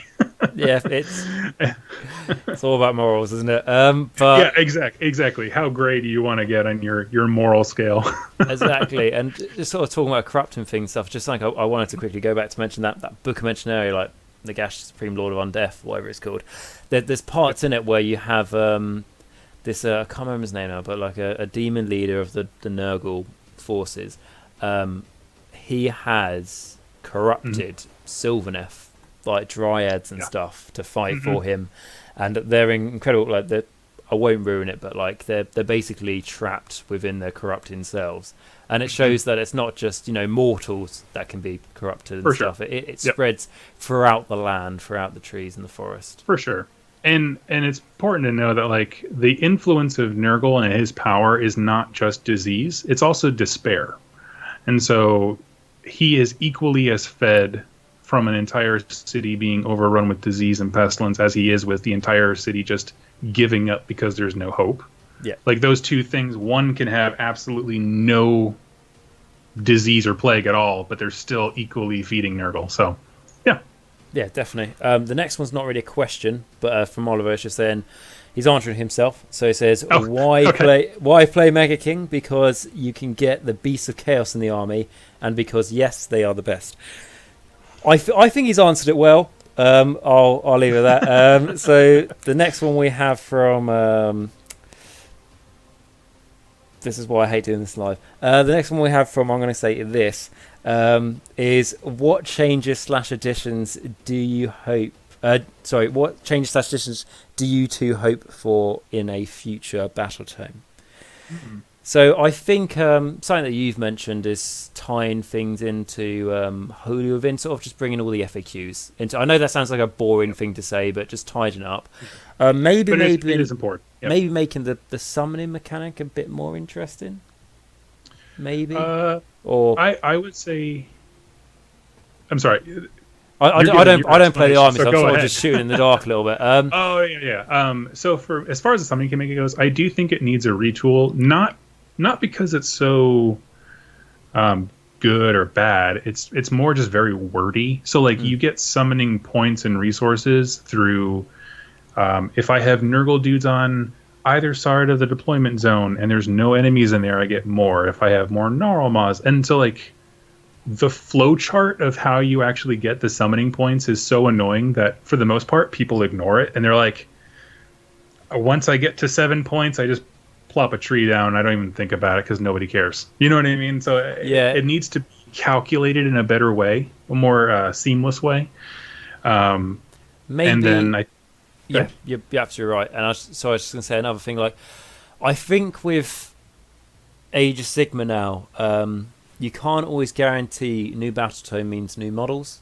Very disappointed with the Seraphon to find that out. But from what I've heard from you, what would be nice is maybe some generic characters would be a nice touch. And I think another thing with the new book is, as well as what we would like to see, what we would like to not change. Like the battalions work nicely. Sure. The cycle corruption's cool. Try not to. All I know is like I won't go into too much, but people say like Sylvaneth weren't great before the new battle tome, and the battle tome made things worse. So like try and Games Workshop doesn't have to change things for the sake of changing things. Yes. Yeah. If it ain't broke, don't fix it. Yeah, exactly. But it's always nice to have a new shiny book, obviously. Unless you're still class, you'll probably get fed up buying that. Yeah. So, is there anything else you think you could say? Anything else you want? As far as like things to change or add or whatever, Path to Glory to be updated, I imagine. Yeah, I want. How do I say this? The Glotkin is a giant, awesome model. He is an even bigger, awesome target for everyone else. And he's one of those units that like you look on paper and like, man, everything about this guy is good. In the battle tome, he says he is the number one, or actually they are. Glotkin is 3 dudes on one guy. They are like his all-stars. Like Khorne has Scarbrand and whatever. Like he's their boy. But on the tabletop, he does not have the oomph. He has 18 wounds, but those peel away so quickly. So some other defense mechanic for him to be able to actually make it to the battle and do stuff. I mean, and that's a small gripe because he can, if you keep him in the back, he can do stuff. You know, he's cool. He's awesome. You don't want to keep him at the back, though, do you? He's the big guy. And he's got like he is one of the few sources of good magic spells, rend, and multi-damage, which all the things that we listed in our weakness section, he's got in spades, but he just can't. Ironically, he's the one part of the army that's not tough enough in terms of like staying alive and that kind of thing. So, and I remember he used to, or he may still have a Commandability that gave someone like an extra wound. So he makes things tough, but not himself. Yeah, his Fleshy Abundance is the spell, and it basically adds 1 wound to the profile of everything. So if you have a 40-man Marauder block that has the Mark of Nurgle, they become that 40-man block functionally 80 dudes because it's doubled their wounds. So it just makes all of those small factions that we talked about, like Plague Monks and Beasts of Chaos and Slaves to Darkness, it makes them Blight King levels of hard to chew through, and it's awesome. It was. And his commandability is good. I was going to say, I hope people don't put 40 Marauders in an army and chuck that on them. Because that'll be... Oh, yeah, they're good. Yeah, they've probably already done it. But, yeah, I think he came down in points, this guy, as well, in the new General's Handbook. So, like, he's... Yeah. But not... Is he below 400, or is he at 400 now? I think he's 420. No idea. But it sounds like he came down in points, but still needs a bit more to go. For him, it's not so much a point thing. It's has more to do with, like... A war score. He just needs a way to survive. You know what I mean? Like, even if he was 200 points, he would still walk up and get shot to death. Yeah. I agree. And just like something to quickly say about the lore, obviously, is that in case people sort of half listen to this, they are the Glot King. They're not kings. Like, so they are actually, they're like 3 brothers, aren't they? Well, the youngest is actually the one that looks like the brutish mount. So it's all, it's all quite cool. All right, His name is Gurk. Yeah. Oh wait, he's 380. Okay, that's awesome. They did lower him. Okay. Cool. So some people are just saying like Nurgle's really cool, and then someone. So I'm going to say Camo, and apologies if I get the names wrong and stuff. But I think it's Camo says this. He said this is more of like a hope he would like. And then sort of our thoughts on it is really hope they will update the lore of Age of Sigmar for Tamarkan. Now, what I would say about him is that he's no longer being made by Forge World. Yeah. I used to own one myself. It's going to be the answer I don't want to give, but I think we will see him fade away. Yeah. Which is it's a shame bummer. Because I was going to say the coolest thing about him, why I got him back in the day, was when I found out it's not the mutated ogre that's Tamarkan, it's the maggot that's inside him, and the lore. You could talk for. You done a video on his lore? Oh yeah. There was a supplement that came out in Fantasy Battles that was basically a campaign of him, and I did a series on that. So it is. I didn't know anything about him because I didn't play Fantasy Battles a whole lot until a patron of mine sent me their copy of that book, and I was like, "What? This is amazing!" It's so good. It's like there's obviously like you check those videos out and stuff, but for me it was I think I watched one and you said there's a bit where like there was this big like mash-up between like all the Chaos armies and everything, and then suddenly this massive like army of monsters come led by Tamarkan, and then I think there was eventually Tamarkan was confronted by like a Slaaneshi champion. and then kills him, and then that Slaanesh guy gets possessed, and that Slaanesh guy is like an Olympic swimmer, you know, obviously all toned and everything, but overly just gets bloated and, you know, boil, and it's like there's also a story more recently in Age of Sigmar, can't remember what it's called, but I think it's when the Stormcast are trying to find Lariel, and then there is a parasite that possess a Stormcast, and like the Stormcast, the Hallowed Knight almost ends up talking to it. I'm trying to remember. It was early days. It was Realmgate Wars. It was a novel. I have all those books in the mail headed towards me right now, so I'll review it. It's been so long since I've read them. Yeah. But yeah, there is stuff like that. Or who's the guy, the Nurgle guy who saw the light as it was and became a Stormcast. It was like a hunter. Oh, that is a Torglug when he was a Nurgle dude. Now he's called Tornus as a Stormcast. Yeah, he's super cool. I like his story. What else is there? There was something else. Oh, the way that the Puscoil Blight Lords, my favorite unit, the way that they get their flies is they basically stick a maggot inside of them, and they have to keep infecting people with other maggots that it produces, and eventually it grows into a fly. And that's how they've basically become their own incubator for their mount, and I love it. It's so gross. It's so disgusting. But what I would say is that if you're one of those people who find Nurgle incredibly too vile to I don't think you've got to this point in the video, you know. So congratulations if you're listening. But yeah, it's just it's like there's one guy I'm looking up now who's on the website, and it's Festus the Leech Lord, and he's literally got some poor soul there. He's holding his head and pouring some sort of concoction, and then you've got some sort of Nurgling at the back crushing some other ingredients into his concoctions, I believe. There's so much you can. They're all gross. Yeah, exactly with that. Cool. I'll see if there is anything else. So 80 is saying, sweet, I've recently started making of Nurgle Army, and I really enjoy Doug's videos. I would be interested to know how you both think the main story, okay, big one, of AOS is going and to evolve, and if Nurgle will have a predominant place in it.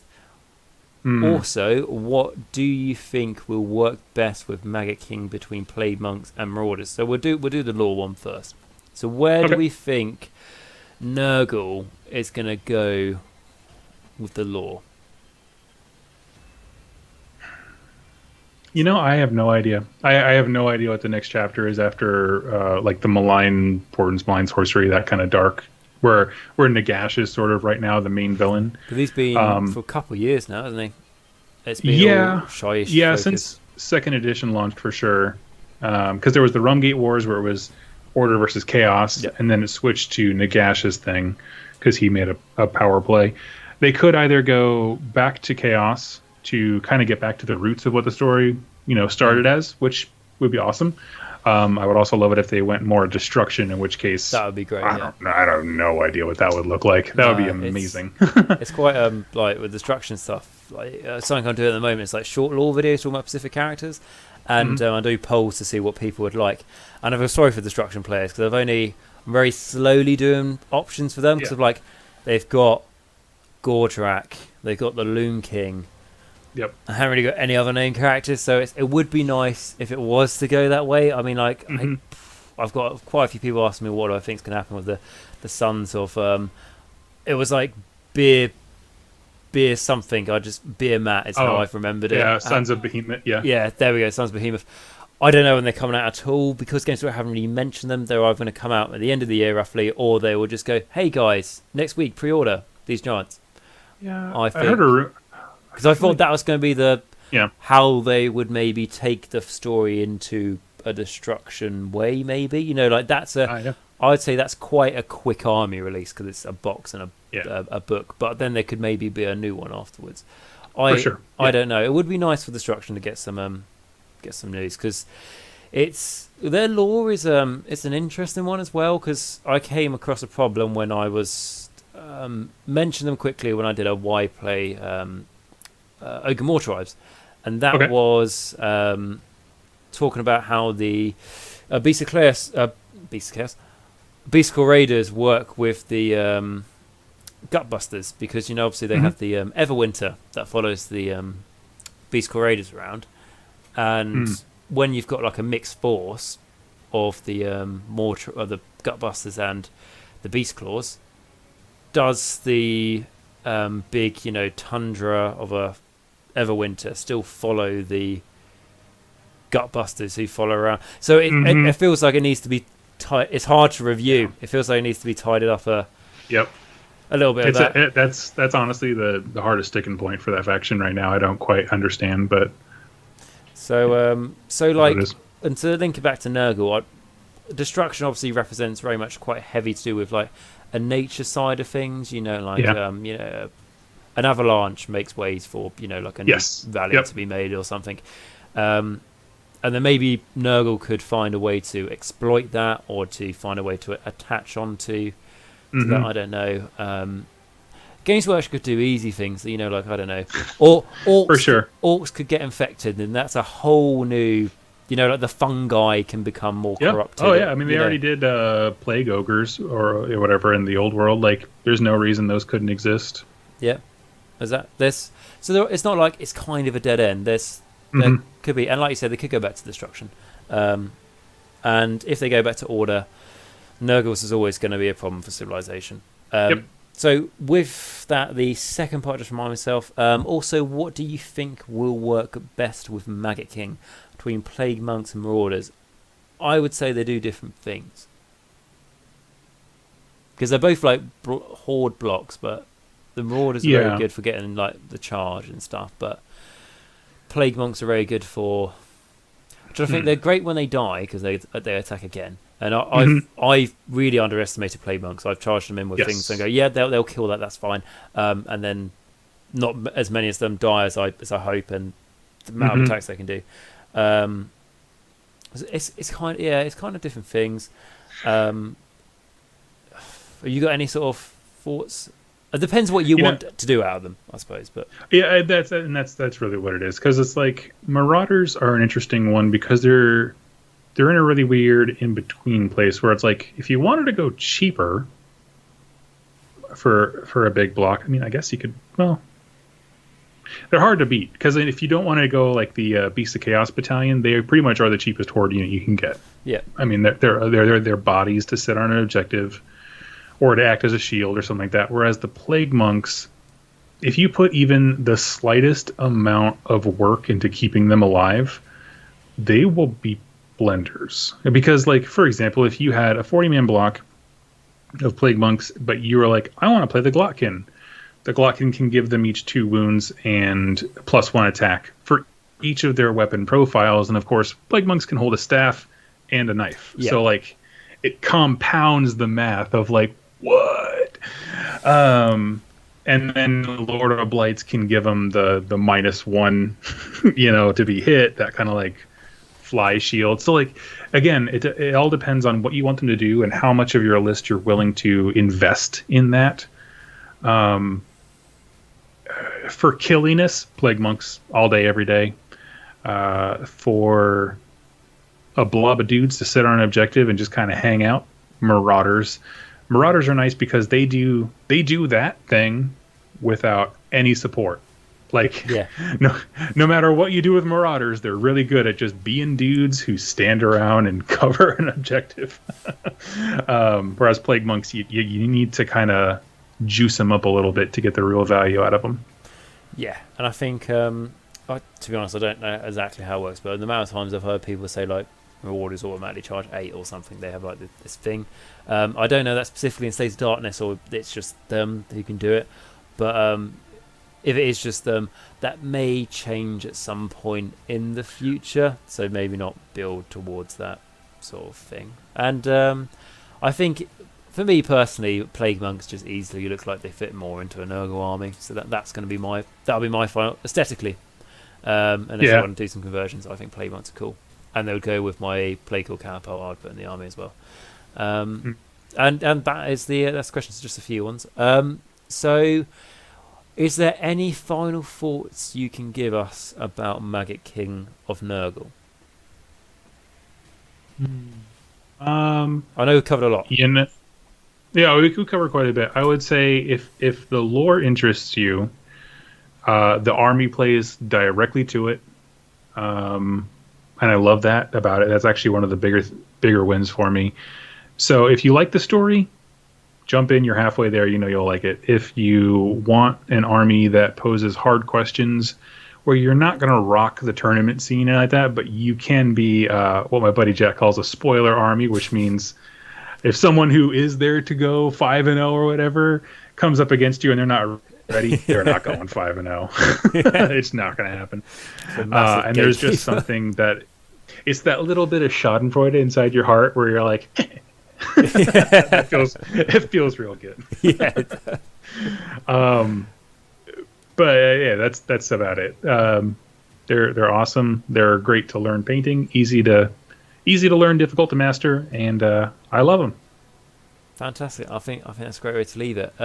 If you've got to this point in the video and you don't want to do Maggotkin of Nurgle, quite frankly, you've wasted your own time, and I'm not going to thank you for watching this video. However, if you have decided to do them, good for you.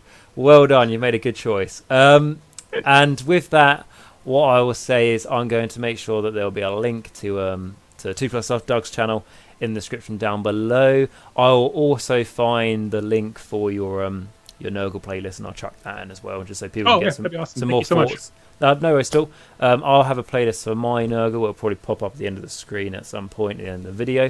And I'm going to put 2+ Tough on the how do you call it? The home page of the channel, so you can just go to Friends of Age of Nagash, quickly click that, and then it will take you there. And honestly, there's a huge library of lore you've done now for Age of Sigmar, which is good. And something I'd just like to say about how I think you've done things that when you take a bit of time, you study it, review it and stuff. I think you managed to explain it in a very friendly way, so it's not just text upon text upon text. I know a lot of people, and I read the wiki to you. Yeah, and there's also the other people who sometimes maybe get put off a little bit by the lore because they'll get the battle tome and they'll skip to the second half of the battle tome. So it's if you don't want to read it yourself, you don't have time, you're working or something, or you're just you do a lot of driving. It's a great thing to chuck on the background, and So with that, I'm going to thank you very much for joining me on today. It's been great doing a video, and I certainly learned a lot about the army as well. So that's always been good. I'll probably forget about it all by the time I fight against a Nurgle army. Oh yeah, I immediately falls out of my head. Yeah, exactly. If I'm not going against Blight Lords, I don't know what I'm going to do. But I'm going to thank everyone else for watching this video as well. I hope you've enjoyed it as well. I hope you've learned stuff, and ultimately, I hope you've answered your question you may have came at the start of the video of if you should play them or not. And if you did like the video, please smash the like button. That massively helps the channel. It's free to do so. Put a comment if you've got any more questions, because I think I asked for people to do questions only a day ago and stuff, so you may have missed out. Put a comment down below. I'll answer it. If I can't, I'm sure Doug will check it out at some point. And see what we can come up with to try and help you best we can. And I want to say a massive shout out to my patrons as well. Wasn't for them, couldn't do this channel, so they're absolutely great. If you would like to check that out, there'll be a link in the description at all, but feel free if you want to. Don't feel like you have to. And so with that, how I have been ending my videos since the start of this year, so I've been telling everyone to stay safe, social distance, wash your hands. I do not think that is relevant for this video. I'm going to say try and be as dirty as you can. Everything, jokes aside, stay safe everyone, and remember, Nagash us all, and all is one in Nagash.